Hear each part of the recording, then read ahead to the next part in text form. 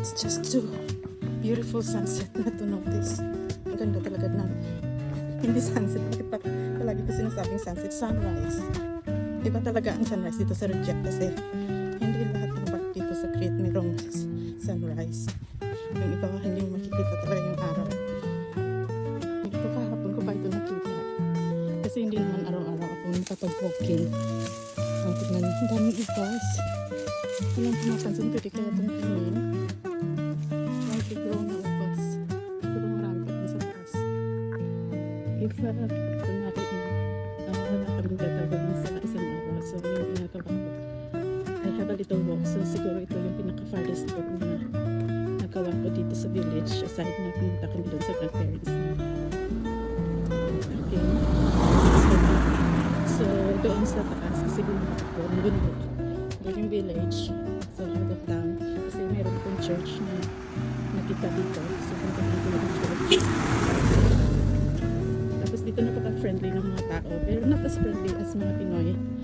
Pero kapag nag-wave ka or say hi, there is fun pack. Sometimes kapag nakikita mo sila na nagko-coffee, friendly. So I hope na puntahan ko yung church dito. Malapit, hindi malapit, medyo malayo. But anyway, so in-enjoy ko na lang yung few more days namin dito sa Crete. Hopefully, babalik kami lang next year. Huh? Finally, napapunta yung church. Pero yung problema, malangga. Yung problem is how I'm gonna going back. Oh my God. Kasi bundok daw naman na getting over there. Sobrang layo. But anyway, it's worth it. It's worth it to walk to the church. Mas malayo nga yung church sa dun sa village namin. Diba papuntang Bagat.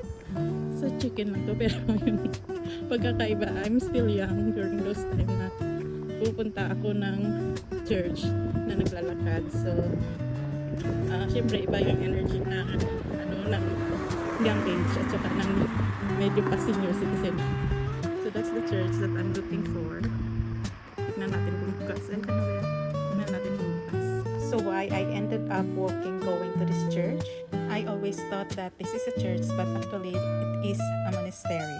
Every time when we are riding the car, this monastery always got my attention, and I'm wondering why my mother-in-law didn't invite me to come here anyway. So I need to pave my way to reach this monastery.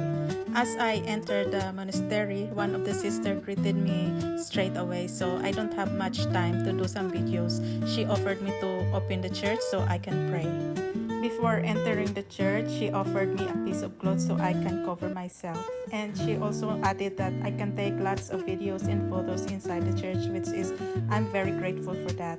Another sister came and she offered me another cloth to cover my upper body. What else I can say? The church is magnificent and beautiful, and the church is always beautiful no matter how it was built or decorated. My real intentions actually to come here is just to pray, but the sister were too kind to me and they allowed me to get some videos and photos inside the church. The church was actually closed because it's only 7:35 in the morning.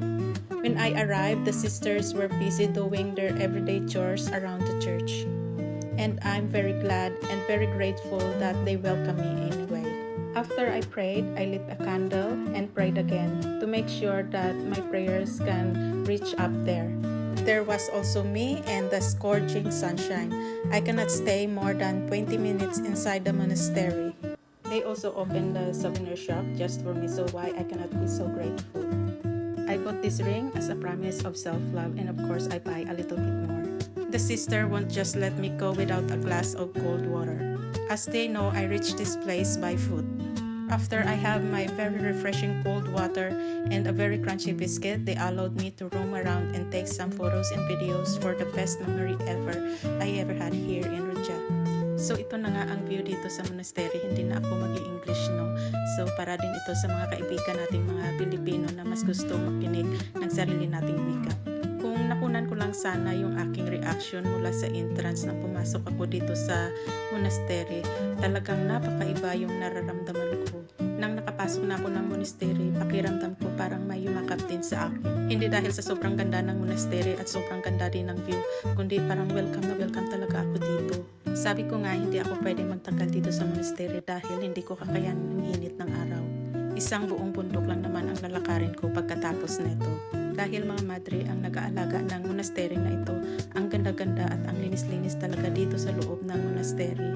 Hindi ako nagsisisi na bumaba ng bundok para makapunta dito sa monastery dahil sobrang worth it talaga yung pagod ko dito. Ayaw ko na sana pumunta dito banda, pero hindi naman siguro masasayang yung 5 minuto ko kung hilalaan ko na makapaglibot ng konti dito sa monastery. Inaasahan pala ako ng mga madre na babalik ulit sa susunod na taon at sana sa susunod na taon ay talagang makaya ko pa ulit na bumaba ng bundok para makabisita dito. So meron pa doong maliit na bahay-bahay, pero usually yung na yan, maliit na bahay-bahay dito sa church, dyan nila nilalagay yung remains ng mga namatay na mga nagtatrabaho as a church servant kagaya ng mga priest at mga nuns. Ang ganda ng view dito, no?